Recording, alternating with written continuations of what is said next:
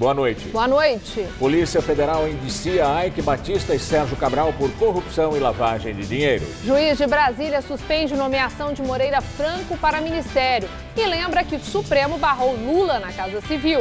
Um dia depois de dizer ao juiz Sérgio Moro que tem aneurisma cerebral, Eduardo Cunha se recusa a fazer exames. Alexandre de Moraes inicia contatos no Senado. Sabatina para ir ao Supremo será presidida por Edson Lobão, investigado na Lava Jato.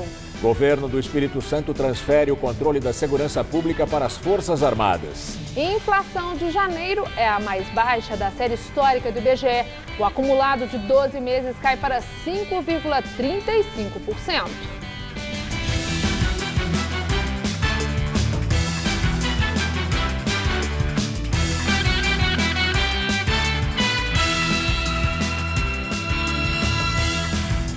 O aumento de casos de febre amarela e o ressurgimento da hepatite B e da coqueluche levaram o Ministério da Saúde a anunciar novos investimentos na fabricação de vacinas. Um convênio de 54 milhões de reais foi assinado nesta tarde com o Instituto Butantan, em São Paulo, para que a capacidade de produção dessas vacinas aumente.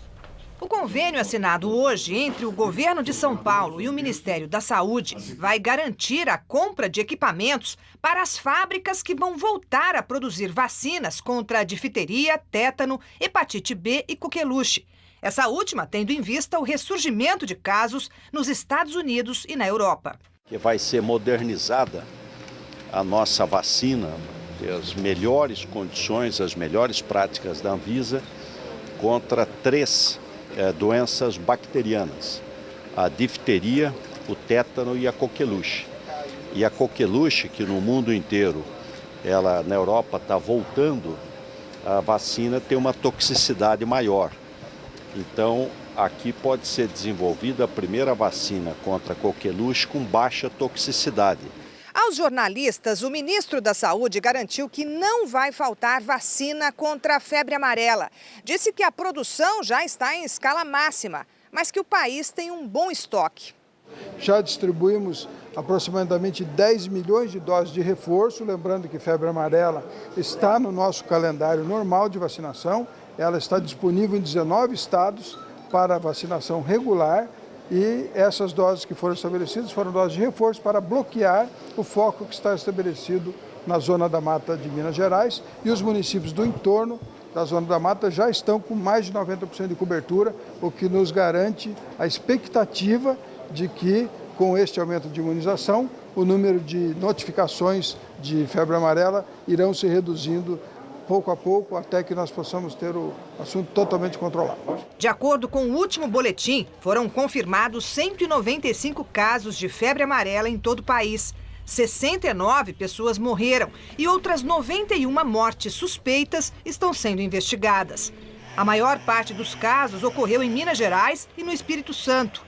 No estado de São Paulo, 7 pessoas morreram, 5 tinham viajado para Minas. Por enquanto, não há notícia de que a doença tenha chegado às áreas urbanas. Neste momento, não há relatos de Aedes aegypti como transmissor, o que torna essa micro situação absolutamente silvestre. Não há casos ainda de transmissão pelo Aedes aegypti. Conselho de Ética da Assembleia Legislativa de São Paulo arquiva o pedido de quebra de decoro do presidente da Casa, Fernando Capês. A sessão no Conselho de Ética foi para votar o parecer que pedia a abertura de processo por quebra de decoro parlamentar do presidente da Casa, Fernando Capês, do PSDB. O autor da representação é o deputado Raul Marcelo, do PSOL, partido de oposição.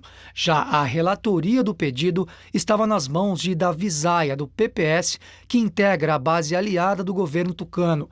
Por 6 votos a 1, a maioria dos integrantes do Conselho barrou a apreciação do pedido, que foi arquivado. E o Conselho decidiu que, tendo em vista a CPI, uma série de coisas que aconteceu, ficou provado, né, nesses outros procedimentos que não tinham envolvimento direto do presidente, e aí se decidiu aqui por não prosseguir na denúncia. Fernando Capês foi citado na Operação Alba Branca, conduzida pelo Ministério Público e pela Polícia Civil, como beneficiário de um suposto esquema de desvios que envolvia a Cooperativa Agrícola Familiar. Funcionários da COAF disseram que a propina chegava a 25% dos contratos de merenda com a Secretaria da Educação do Estado. Capês sempre negou as denúncias. A própria oposição já previa a derrota na sessão de hoje porque o governo tem maioria no Conselho de Ética. No ano passado, o relatório final da CPI já isentava Fernando Capês das denúncias, embora citasse 2 de seus ex-assessores. Todos os outros políticos citados também ficaram de fora do relatório final. As informações da CPI foram repassadas para o Ministério Público, que segue as investigações em segredo de justiça. No caso do Conselho de Ética, apenas se surgirem novas denúncias, os integrantes poderão voltar a analisar pedidos contra Fernando Capês ou outros deputados. O Tribunal Superior Eleitoral ouviu hoje 5 testemunhas no processo que investiga supostas irregularidades na chapa Dilma Temer na campanha à presidência de 2014. Os depoimentos aconteceram no prédio do Tribunal Regional Eleitoral no centro de São Paulo, cedido apenas para as oitivas. No entanto, a ação corre no Tribunal Superior Eleitoral. O TSE convocou 5 testemunhas ligadas às gráficas investigadas na ação, que pede a cassação da chapa Dilma Temer, por suposto abuso de poder econômico durante a campanha eleitoral de 2014. A ação foi protocolada pelo PSDB logo após a eleição. A principal acusação é de que a campanha de Dilma Temer foi abastecida com dinheiro de propina desviado da Petrobras. O partido, que hoje é aliado de Temer, na época pretendia que o senador Aécio Neves, segundo colocado na eleição, assumisse a presidência. Se houver decisão pela cassação, a Constituição fala em eleição indireta pelo Congresso. Porém, a mini-reforma eleitoral do ano passado prevê eleições diretas, se o registro for cassado até 6 meses antes do fim do mandato. Os depoimentos de hoje são um desdobramento de uma operação realizada em dezembro do ano passado. A Polícia Federal fez buscas em 20 escritórios e depósitos em São Paulo, Minas Gerais e em Santa Catarina. Na época, não houve prisões e ninguém foi levado para depor. A operação foi autorizada pelo ministro Herman Benjamin, relator da ação no Tribunal Superior Eleitoral. 3 gráficas são investigadas: a RedeSeg, a Focal e a VTPB. Segundo o relatório da PF, há indícios de irregularidades em pagamentos feitos às empresas. Antes da sessão no TRE, o advogado de Temer disse que o então vice-presidente e o PMDB não foram responsáveis pela contratação das gráficas. Então eles não têm o domínio do fato, eles não sabem quem são essas gráficas, não acompanharam, não contrataram, não discutiram, não avalizaram. Então o que nós dissemos foi, nós não temos como contraditar esses fatos. No entanto, na nossa avaliação, essa é uma situação que deve ser apurada em outra esfera, que é a esfera criminal. O advogado de Dilma discorda da defesa de Temer. É uma afirmação completamente errada, porque não existe campanha só de Dilma ou campanha só de Temer. A campanha foi da chapa Dilma Temer, da coligação com a Força do Povo. Michel Temer não teve nenhum voto desacompanhado de Dilma. Portanto, não existe separação. Ontem, a defesa de Dilma protocolou 2 petições no TSE em que aponta falhas na perícia contábil e no relatório da PF sobre as gráficas. Os advogados pedem que seja feita uma perícia complementar, incluindo documentos fiscais e de transporte, que demonstram claramente que todo o material produzido por essas 3 gráficas periciadas foram produzidos e foram entregues à campanha de Dilma e Michel Temer. A primeira testemunha a ser ouvida foi Vivaldo Dias da Silva, dono da gráfica RedeSeg. O depoimento durou cerca de 2 horas e meia. Ao final, o advogado do empresário falou com jornalistas. Cláudio Cardoso disse que a gráfica de Vivaldo recebeu R$6.200.000 pelos serviços prestados. O pagamento foi feito pelo Partido dos Trabalhadores. Foi afirmado, foi ratificado que houve a prestação de serviços, né? E que foi tudo dentro da lei declarado em prestação de contas. Polícia Federal indicia o empresário Ike Batista, o ex-governador Sérgio Cabral e outras 10 pessoas na Operação Eficiência. O grupo é acusado de lavagem de dinheiro, corrupção e organização criminosa. De acordo com a Polícia Federal, Eike Batista é acusado de pagar 16 milhões e meio de dólares para o ex-governador Sérgio Cabral, do PMDB, para ter benefícios nos seus negócios. O empresário está desde o dia 30 de janeiro em Bangu 9, numa ala para presos sem diploma de ensino superior. Hoje, o empresário foi levado para prestar novo depoimento na sede da Polícia Federal, no Rio. O advogado dele, Fernando Martins, informou que a orientação dada ao cliente é de que ficasse calado. O objetivo é falar somente em juízo. Sérgio Cabral está detido em Bangu 8. O ex-governador é réu na Operação Calicut e na Lava Jato. Além de ex-assessores de Cabral, também foram indiciados o irmão do ex-governador, Maurício Cabral, e a ex-mulher do PMDBista, Suzana Neves. Só os dois não estão presos. No dia da Operação Eficiência, em 26 de janeiro, eles foram levados para prestar depoimento à força, mas foram liberados logo em seguida. A polícia indiciou também Flávio Godinho, ex-executivo do grupo de Eike Batista e ex-dirigente do Flamengo. Ele também está preso no Rio. O Procurador-Geral da República, Rodrigo Janot, vai pedir o fim do sigilo de parte das delações da Odebrecht. A informação foi confirmada por Eduardo Pelela, chefe de gabinete de Janot, numa reunião com senadores da oposição. O pedido de retirada de sigilo deve abranger parte das delações, desde que a divulgação das denúncias não atrapalhe o andamento das investigações. As delações dos 77 executivos e ex-executivos da Odebrecht foram homologadas pela presidente do STF, Carmen Lúcia, no início da semana passada e enviadas de volta aos procuradores. A Operação Lava Jato repercute em vários países da América do Sul. No Chile, escritórios da construtora OAS, na capital, Santiago, foram alvos de busca e apreensão. As investigações apuram supostas contribuições irregulares para campanhas políticas no Chile. Já segundo o Departamento de Justiça dos Estados Unidos, outra construtora brasileira, a Odebrecht, pagou propina para garantir contratos em mais de 100 projetos em pelo menos 12 países da América Latina e África. No Peru, o Ministério Público pediu à Justiça a prisão preventiva do ex-presidente Alejandro Toledo, que governou de 2001 a 2006. Toledo é acusado de ter recebido 20 milhões de dólares da Odebrecht em troca da concessão de 2 trechos da rodovia Interoceânica Sul, que une o Peru e o Brasil. No sábado passado, a polícia fez operações de busca e apreensão na casa dele. Na Colômbia, a Procuradoria acusa a campanha do presidente Juan Manuel Santos de receber $1 milhão de propina, também da Odebrecht, em 2014. O dinheiro teria sido pago ao ex-senador Otto Bula, preso em janeiro, em troca de favorecer a construtora numa obra pública. Em dezembro, a Odebrecht reconheceu a prática de suborno na América Latina. Na Colômbia, a empresa admite ter pago mais de 11 milhões de dólares em propina entre 2009 e 2014. Todos os investigados negam as acusações. Senador Edson Lobão, do PMDB, investigado na Operação Lava Jato, é escolhido presidente da Comissão de Constituição e Justiça. Uma das atribuições da CCJ é sabatinar o candidato à vaga no Supremo Tribunal Federal. Hoje, o ministro Alexandre de Moraes, indicado pelo presidente Michel Temer para o Supremo Tribunal, se reuniu com o presidente do Senado, Eunício Oliveira. Moraes prometeu que vai conversar com todos os senadores.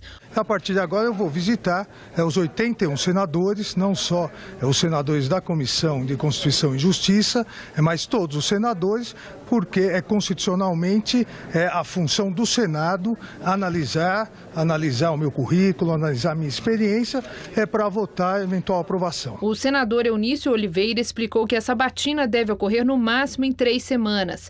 Depois da aprovação na comissão, a indicação terá que ser votada pelo plenário do Senado.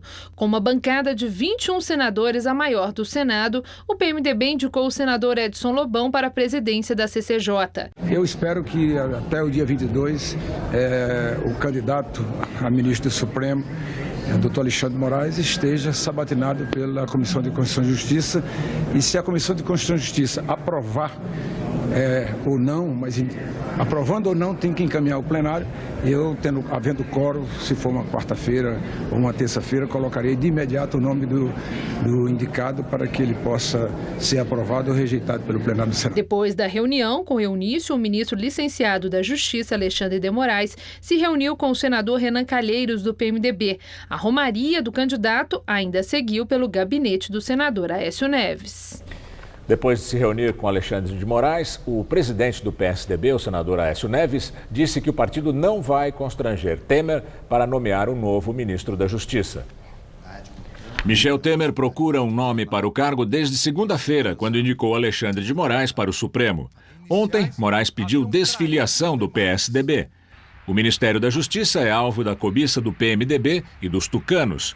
Temer já disse que a escolha vai ser pessoal e deve fazê-la em 15 dias. O PSDB não exclui a presença de membros do partido nesse ministério, mas não constrangerá o presidente da República em busca de nomeações. O PSDB tem um compromisso com a agenda de reformas que hoje está em curso no país. É essa agenda que nos faz apoiar o governo Temer. São cotados para o Ministério da Justiça o senador Antônio Anastasia, do PSDB. Ele foi o relator do impeachment de Dilma no Senado. O deputado federal Osmar Serralho, do PMDB, no ano passado foi presidente da Comissão de Constituição e Justiça da Câmara. E ainda o advogado criminalista Antônio Cláudio Maris de Oliveira, amigo pessoal de Temer. O presidente chegou a sondar o nome dele quando assumiu a presidência de forma interina, em maio do ano passado, mas desistiu depois de declarações de Maris criticando a Lava Jato. E agora o comentário de Josias de Souza, direto de Brasília. Ele fala sobre a escolha de Edson Lobão para a presidência da CCJ do Senado. A ideia de que é preciso firmar um pacto para estancar a sangria da Lava Jato, exposta por Romero Jucá numa gravação da operação, virou um fantasma que de vez em quando sacode seu lençol sobre Brasília. Nesta quarta-feira, elegeu-se presidente da mais importante comissão do Senado, a Comissão de Constituição e Justiça, o senador Edson Lobão, encrencado na Lava Jato. Acomodado nessa cadeira, Lobão comandará, por exemplo, a sabatina de candidatos a ministro do Supremo Tribunal Federal e a Procurador-Geral da República. Antes da ascensão de Lobão, Michel Temer havia fornecido ao amigo Moreira Franco, delatado pela Odebrecht, o escudo do foro privilegiado.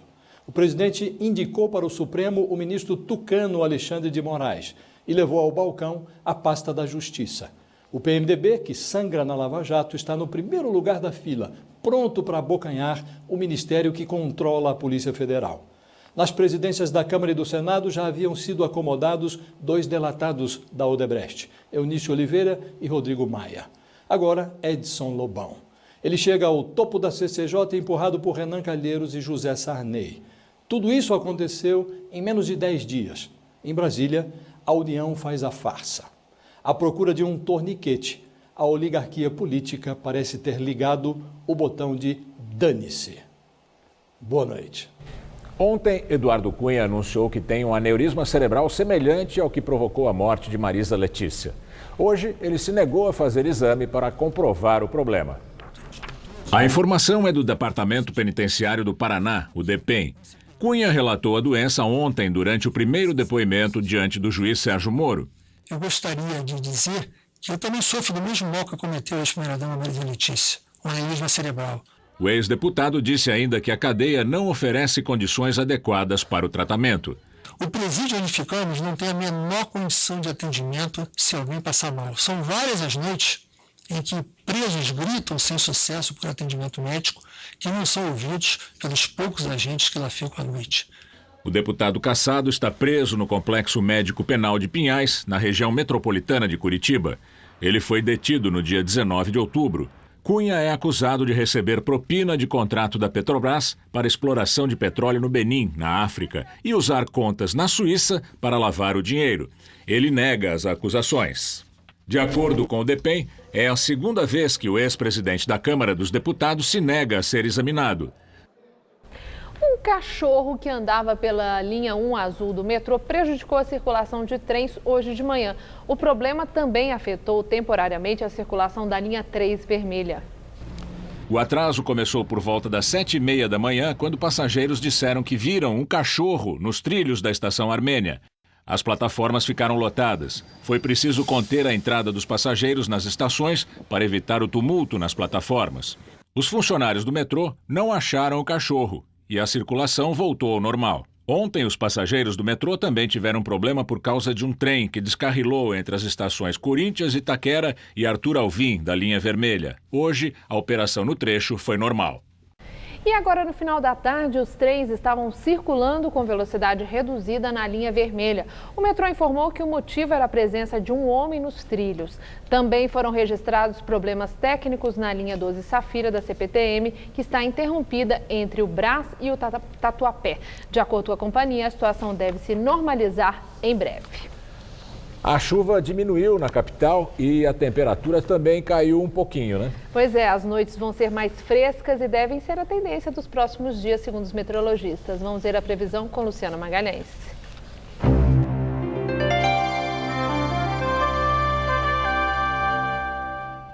O céu vai abrindo aos poucos e a chuva para em alguns pontos do Brasil nesta quinta-feira.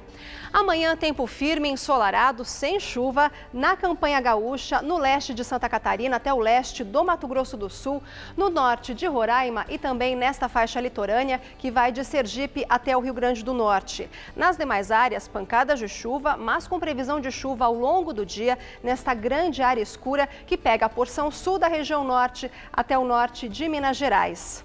Vamos ver agora a nossa tabela de temperaturas?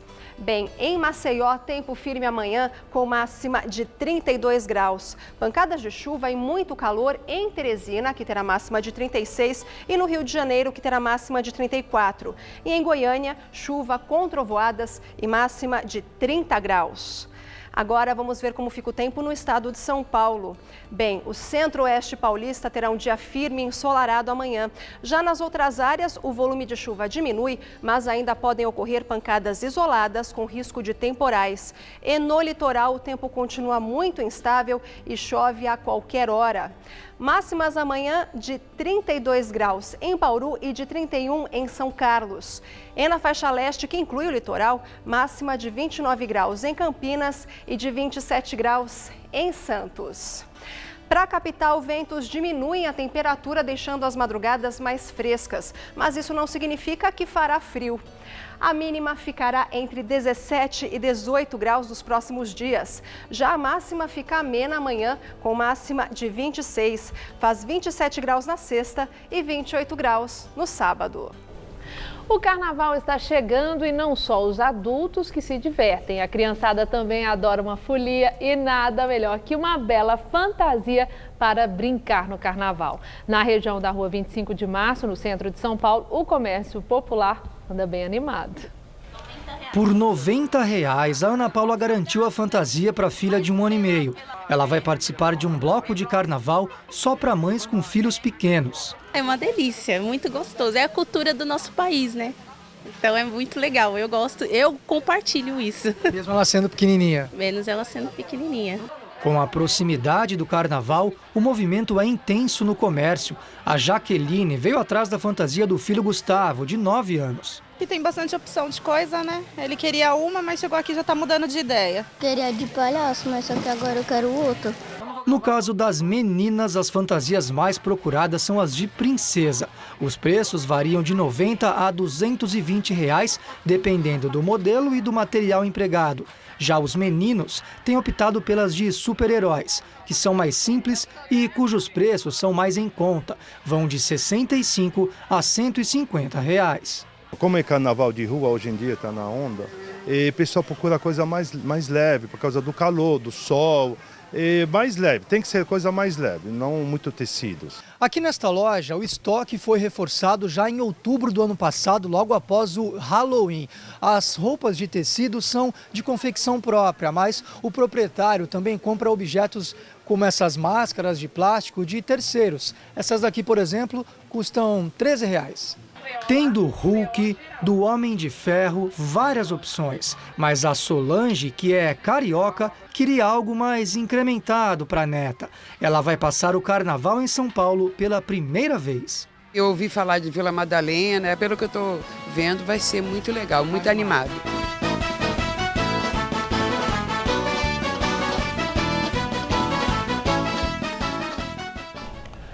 De acordo com o jornal O Globo, o Tribunal Regional Eleitoral do Rio de Janeiro acaba de cassar o mandato da chapa do governador Luiz Fernando Pezão e do vice Francisco Dornelles. Por 3-2, o tribunal acatou os argumentos do Ministério Público Eleitoral. A ação trata da produção de material irregular de campanha sem prestação de contas em 2014. Segundo a Procuradoria Regional Eleitoral no Rio, foram omitidos gastos de mais de 10 milhões de reais na campanha. Mesmo com a derrota no TRE, Pezão pode apelar ainda ao Tribunal Superior Eleitoral. Justiça Federal suspende a nomeação do ministro Moreira Franco, do PMDB. A decisão em caráter liminar foi do juiz Eduardo Rocha Penteado, da Justiça Federal do Distrito Federal, e pode ser revertida no Tribunal Regional Federal em Brasília. A posse de Moreira Franco na Secretaria-Geral da Presidência foi na semana passada. A oposição diz que foi para dar a ele foro privilegiado no Supremo Tribunal Federal. Moreira Franco foi citado na delação premiada do ex-diretor da Odebrecht, Cláudio Melo Filho. Segundo o executivo, o ministro recebeu 3 milhões de reais da empreiteira. O PMDBista nega. No dia da posse, Temer rebateu as críticas. Disse que foi apenas uma formalização. Segundo o presidente, Moreira Franco já atuava como um ministro na prática. Antes, ele era secretário executivo do Programa de Parcerias de Investimentos, função sem status de ministro. No despacho que determinou a suspensão, o juiz citou a decisão do ministro Gilmar Mendes sobre o ex-presidente Lula, impedindo o petista de se tornar ministro de Dilma Rousseff na Casa Civil em março do ano passado. O juiz Sérgio Moro negou o pedido de suspensão do processo contra o ex-presidente Lula. Os advogados do petista solicitaram o adiamento das audiências de testemunhas de defesa por causa da morte da ex-primeira-dama Marisa Letícia na última sexta-feira.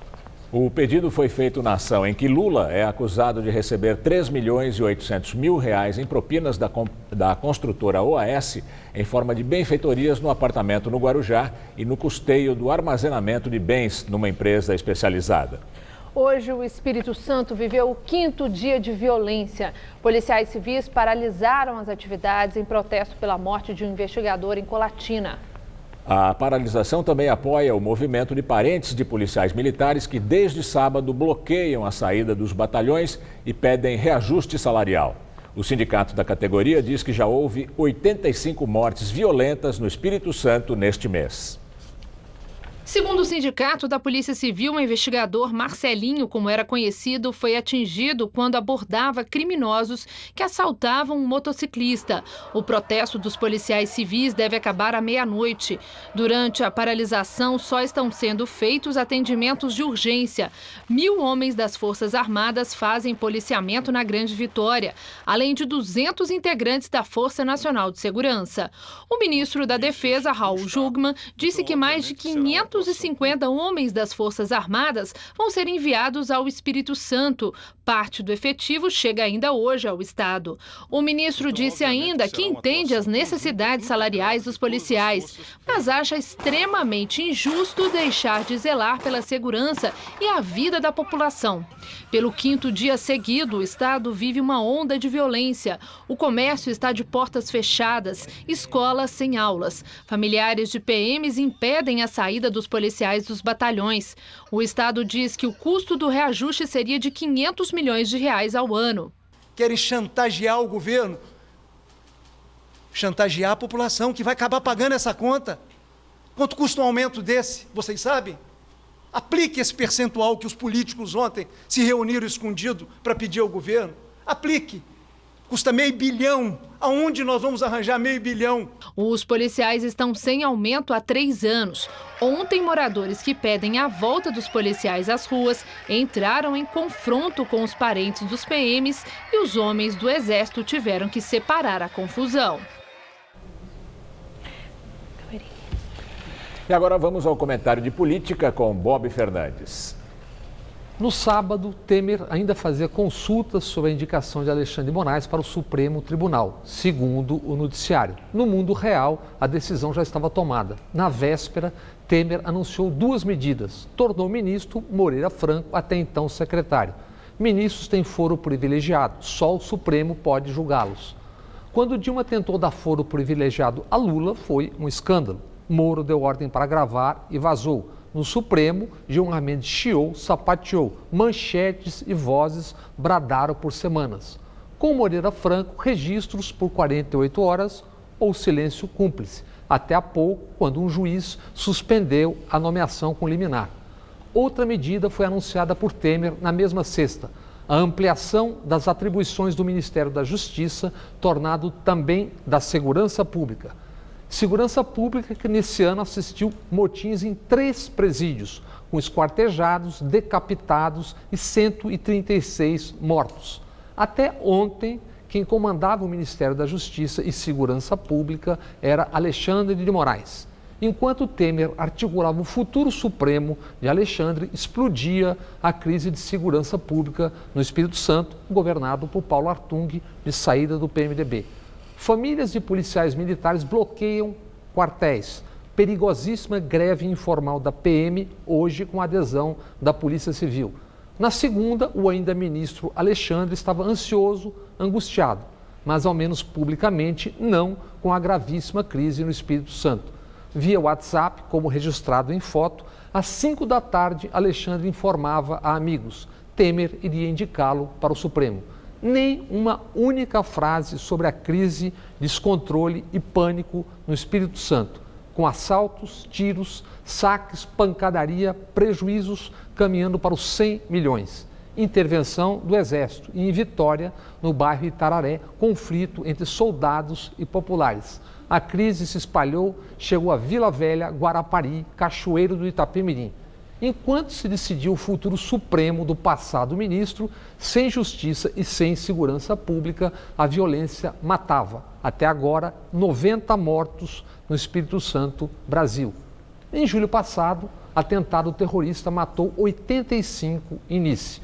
Repercussão instantânea e, por aqui, muitos brasileiros ficaram chocadíssimos com as mortes lá na França. Boa noite. O prefeito João Dória, do PSDB, anunciou um programa emergencial de fornecimento de remédios. Empresas farmacêuticas fecharam uma parceria com a prefeitura para abastecer os estoques da rede municipal. 12 laboratórios vão doar 381 milhões de doses de 165 medicamentos que estão com estoque zerado nas farmácias das unidades básicas de saúde de São Paulo. Essa é a primeira vez que a indústria é chamada para contribuir com a rede pública da cidade. O acordo tem a participação do governo do estado, que concordou em dar isenção de impostos dos remédios que o município vai receber. A ação é emergencial. Os medicamentos devem chegar às unidades de saúde a partir do dia 20 de fevereiro e o estoque deve durar 2 meses. Durante esse período, a prefeitura pretende lançar um outro programa. A ideia é que a população deixe de receber os medicamentos nas UBSs e passe a buscar nas farmácias privadas. Com o novo formato de compra que será anunciado oficialmente em março, a prefeitura espera economizar 500 milhões de reais com logística, o que compensaria o valor mais caro que o pago hoje nas licitações. Esses R$500 bilhão, 500 milhões de reais, serão alocados para a compra de medicamentos. Então isso vai melhorar a nossa condição de evitar a falta de medicamentos ao longo dos meses subsequentes. Os remédios doados, que vão gerar uma economia de 35 milhões de reais aos cofres de São Paulo, são de atenção básica, como analgésicos, anti-inflamatórios, de controle de pressão arterial e diabetes.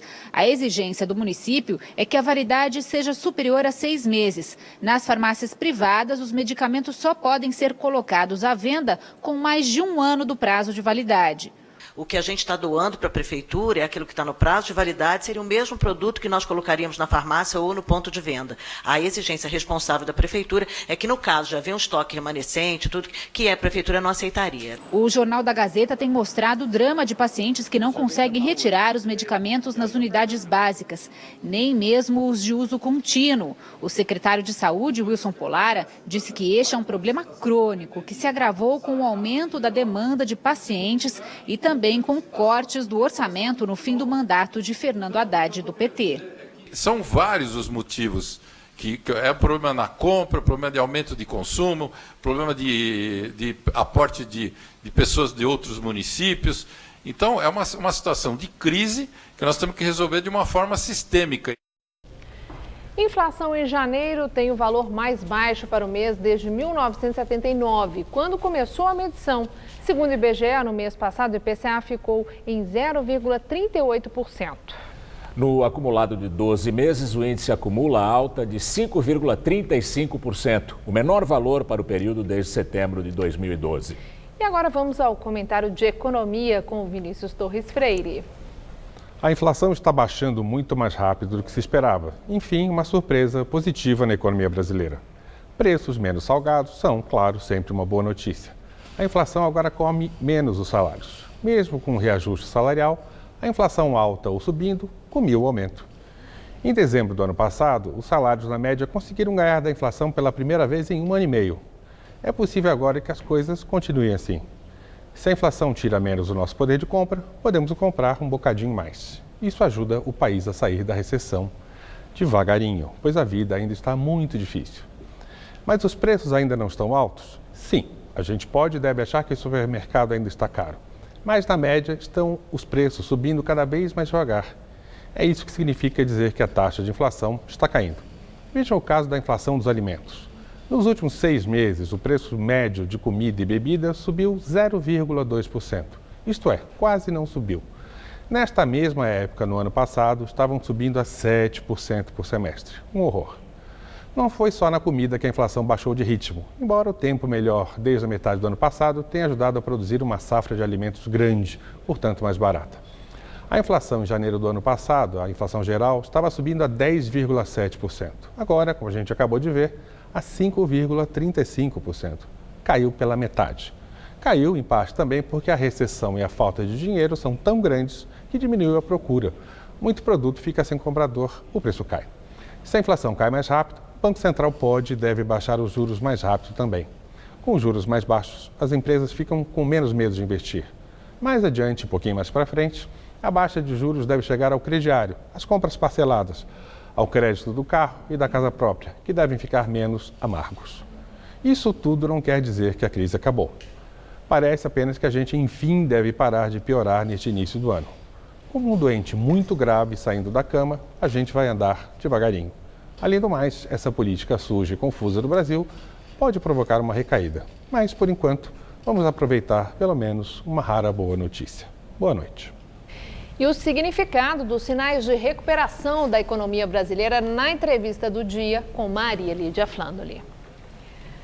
Entrevista o economista Maílson da Nóbrega, que foi ministro da Fazenda de 1988 a 1990, autor de vários livros e vencedor do título Economista do Ano de 2013.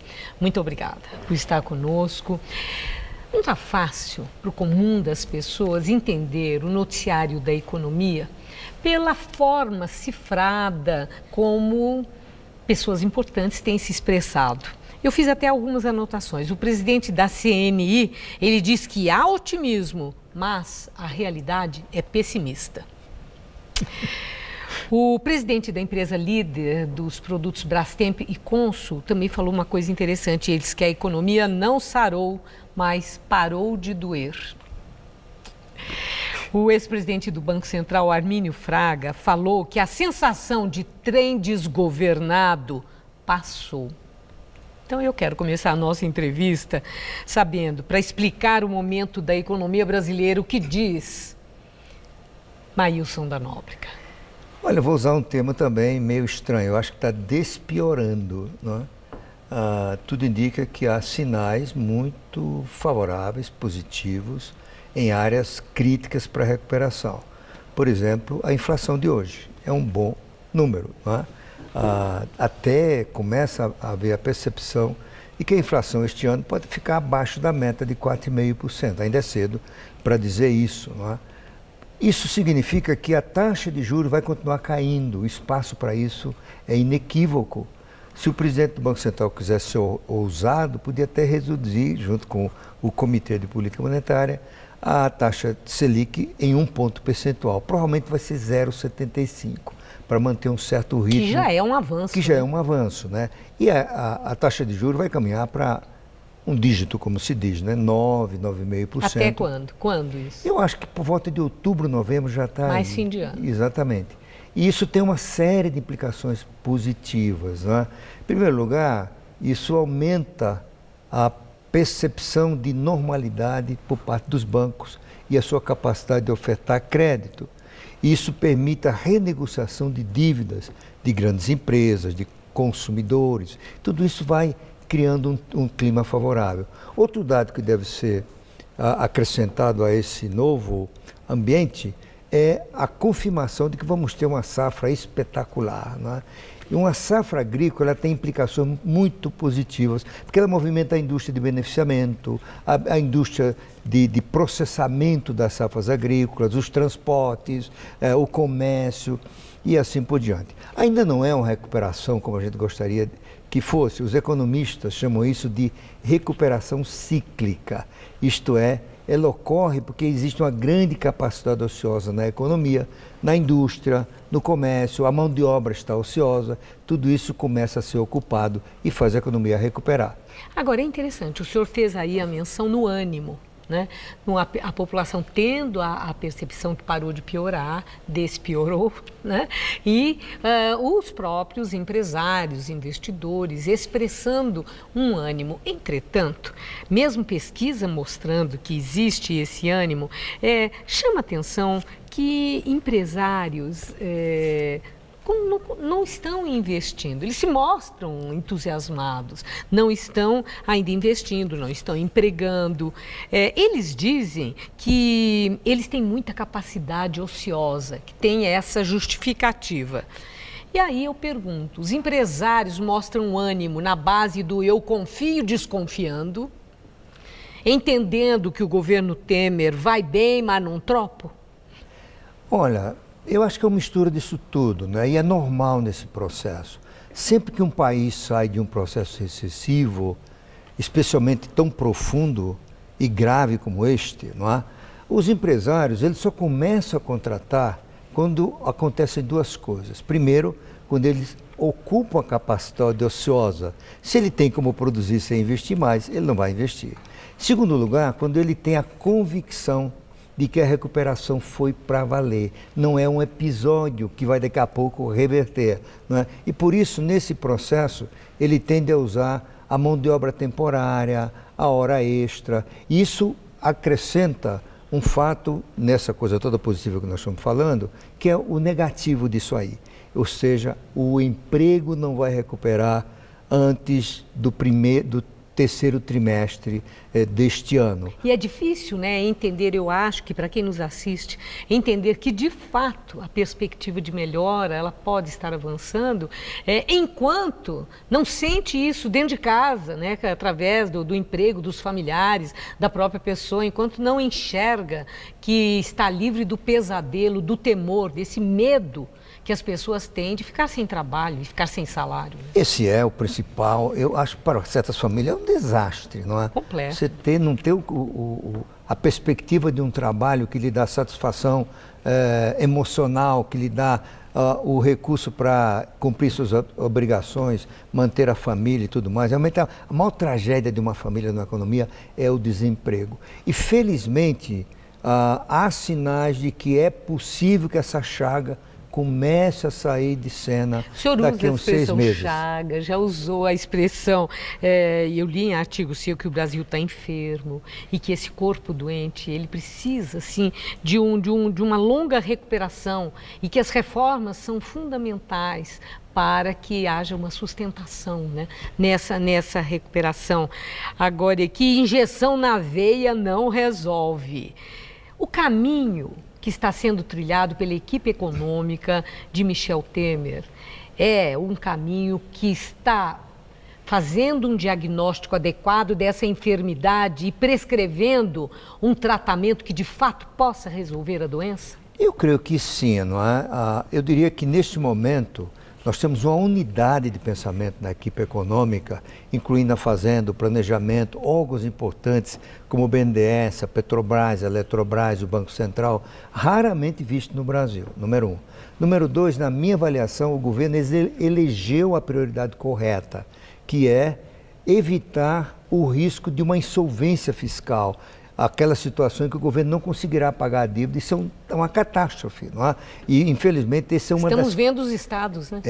E essa é a pior herança que este governo recebeu do desastre que foi a administração anterior, não é? Então, isso está na direção correta.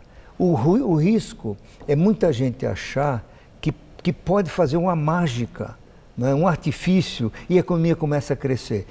Foi por isso que eu escrevi um artigo dizendo que injeção na veia não dá certo. É como achar que um corpo enfermo, como é o da economia brasileira, pode receber uma injeção na veia, sair da cama, pular da cama e começou a correr a maratona. Não é. Isso geralmente dá errado.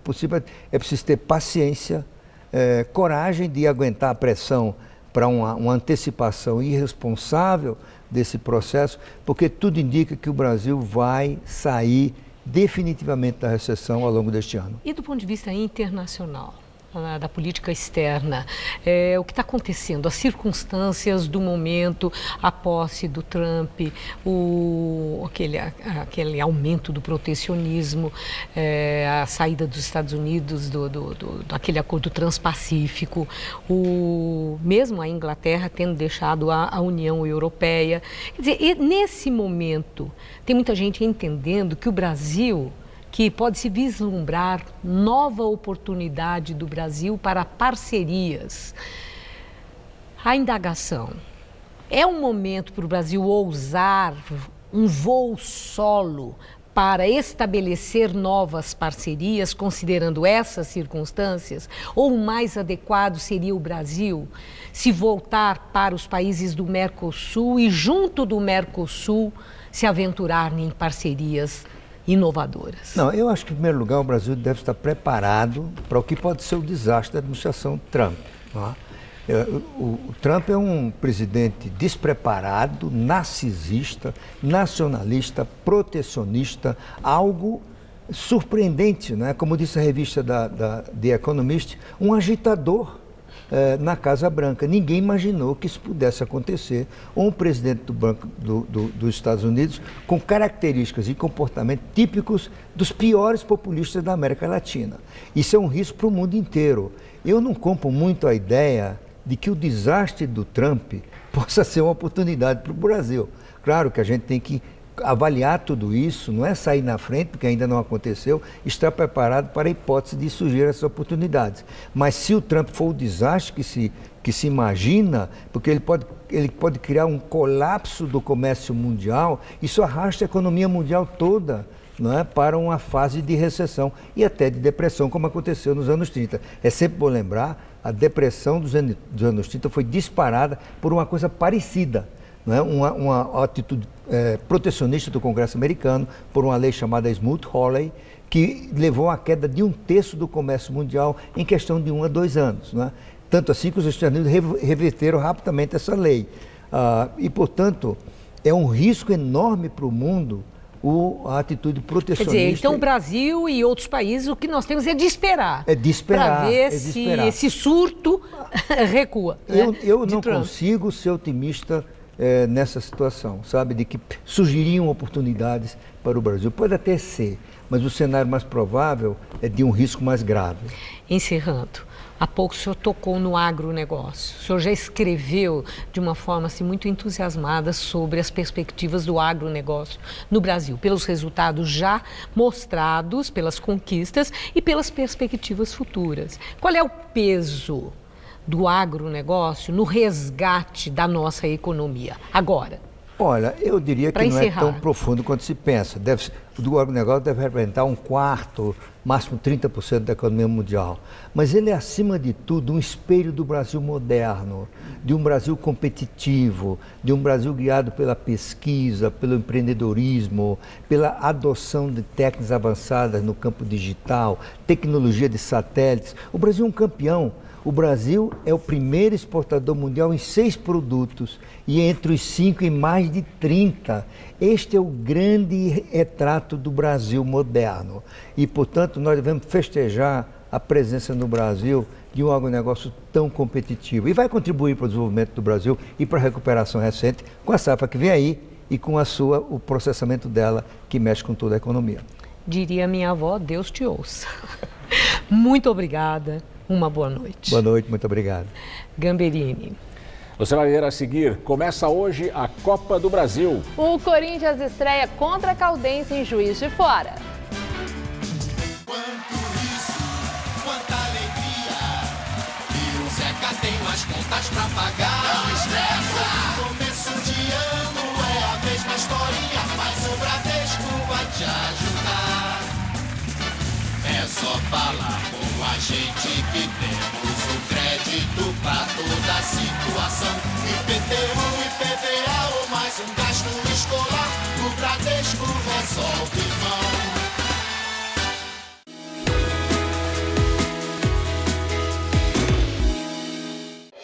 Tudo anda cada vez mais rápido. O tempo, as pessoas, as tecnologias. No coração de todas essas transformações, existe um caminho que pode mudar a sua vida. Pós-graduação Casper Libero. 4 cursos que vão acelerar a sua carreira, atualizar os seus conhecimentos e fazer você ser notado no meio de tanto movimento. Pós-graduação Casper Libero. Paixão por comunicação. O Todo Seu de hoje embarca numa temática do bem, o voluntariado. Nós vamos entender como pequenas contribuições podem gerar benefícios gigantescos para aqueles que precisam de atenção ou de ajuda. E no musical, os meninos do Biquíni Cavadão relembram sucessos e apresentam também um novo trabalho. Todo Seu, hoje, 10h30 da noite. Vem que eu tô aqui te esperando, você sabe.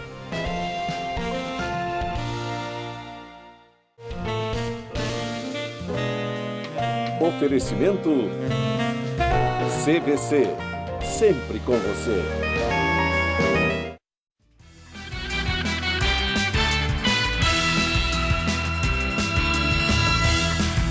E agora as notícias do esporte com Rodolfo Gamberini e Celso Cardoso. Começa hoje a Copa do Brasil, que este ano tem 91 clubes disputando uma sonhada vaga na Libertadores de 2018. Só tem clássico, né, Celso? Só jogão, como diria um grande amigo. Na verdade, a primeira fase é sofrível mesmo, Gamberini. Mas, apesar disso, a Copa do Brasil é o maior campeonato em número e variedade de clubes de todo o país. Destaque para o Corinthians, que estreia nesta noite contra a Caldense, em Minas Gerais. Com a mudança do regulamento da Copa do Brasil, o Timão encara a Caldense em Minas, jogando pelo empate para se classificar à segunda fase.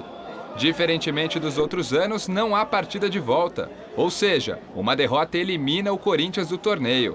Fábio Carille irá repetir o time que venceu o São Bento na estreia do Paulistão. No único treinamento que fez no estádio, o técnico indicou uma equipe bem compactada, pressionando a saída de bola. Como era feito até o ano passado, dava a chance de ter um erro. Hoje a gente não tem mais essa chance. A nossa ideia a princípio era viajar à noite, treinar lá no nosso CT à tarde e viajar à noite, mas aí o próprio Jô, que já jogou aqui no estádio, que conhece, é diferente, tal, por isso que a gente optou no final de semana de viajar de manhã e já treinar à tarde aqui.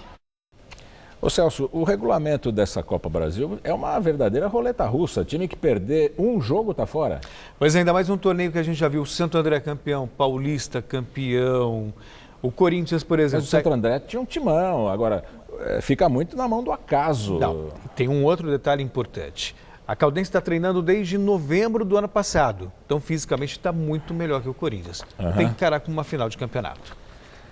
Bom, e da Libertadores vem uma daquelas histórias épicas, mas que poderia ter terminado de novo numa tragédia e mostra a desorganização da Conmebol na América do Sul, né, Celso, para variar. Gamberini, muito triste. O time do Atlético de Tucumã, da Argentina, conseguiu uma classificação heróica ontem no Equador. Mesmo com atrasos no voo, e a falta de uniforme. Mas é uma história que poderia ter terminado muito mal. Por problemas de documentação da empresa aérea contratada para fazer o transporte fretado até Quito, os jogadores do Atlético de Tucumã chegaram com 1 hora de atraso no Estádio Nacional. Para tanto, o ônibus da delegação chegou a 130 km por hora nas ruas, escoltados pela polícia local. O jogo teve início mesmo com o regulamento da Conmebol, prevendo vitória por WO do adversário após 40 minutos de atraso. O El Nacional do Equador aceitou jogar contra os argentinos. Para completar o dia ruim, O extravio de malas obrigou o Atlético de Tucumã a jogar com o uniforme da seleção argentina, que está no Equador disputando o Campeonato Sul-Americano Sub-20. E apesar de tantos problemas, a maré de azar dos hermanos foi embora após o centroavante Zampedri marcar o único gol do jogo. No apito final, muita comemoração para uma epopeia que poderia ter tido outro fim. Quanta encrenca, hein, Celso? E tem mais, vamos falar agora. Né? Por causa da onda de violência no Espírito Santo, que está atrapalhando o campeonato, né? Está atrapalhando o futebol, né? A Federação de Futebol Capixaba anunciou a suspensão de todos os jogos da terceira rodada do Campeonato Estadual local. A entidade alega que não há garantia de segurança para torcedores e atletas e, portanto, a competição fica suspensa até que os problemas de segurança no estado sejam resolvidos. E, pelo jeito, vai longe isso. Tomara que não, né? Mas tudo indica que sim. Pois é. Obrigado, Celso. Boa noite, até amanhã. Boa noite, até amanhã. O Jornal da Gazeta termina aqui. A edição de hoje pode ser vista no site do Jornal da Gazeta. Mais notícias em nossa edição das 10. Uma excelente noite para você. Boa noite e até amanhã.